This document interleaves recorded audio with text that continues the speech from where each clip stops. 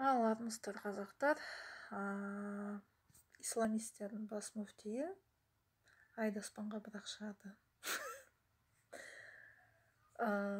Аллахтың өзі де сөзде рас болса, Мұхаммед Расулға кітап кәдімгі аспаннан соған Аллахтың бұйрығымен түскен болса, бұл кісі Аллахқа қарсы шығатындай кім? Бұл құл қалай ғана Аллах Раббысына қарсы шығады? Мен түсінбеймін. Сіздер ислам религиясын неге таптап отырсыздар қазір? Ислам религиясында Рамадан айы басталды.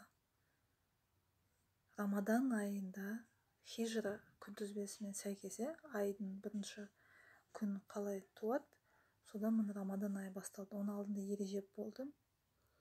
3 күннен ауыздарын сөйтіп тамақ ішпей жүрді, ас сауымдарын ұстады. Рамаданда 29-30 күн ас сауымдарын ұстайды.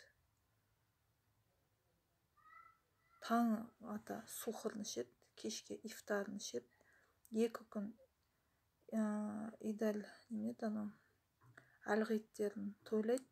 Содан кейін шағбанда 10 күннен ба тағы ауыздарын ештеме жемейді, суда ішпейді, тамақты жемейді, кешке сол бір құрма болмаса бір жаңағыдай күріш па не жейді бұлар, тарымы Арабияда болды.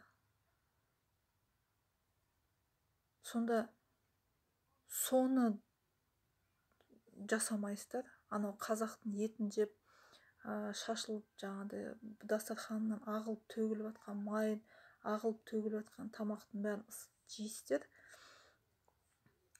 Қазақтың терминдерін пайдаланасыздар, бірақ исламист мұсылманмын дейсіздер. Муслим-мумин да демейсіздер. Бұл не болып кетті сонда? Ислам религиясын таптап жатсыздар ғой сіздер.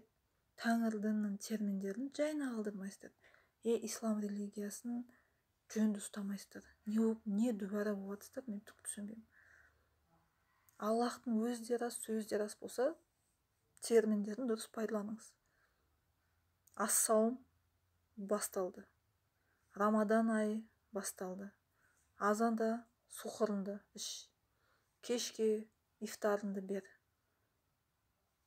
Несі қиын осының? Шындықты айтқаннан несі қиын? Керісінше абыроймен жүрсеңіздерші, 200 сатқын болмай.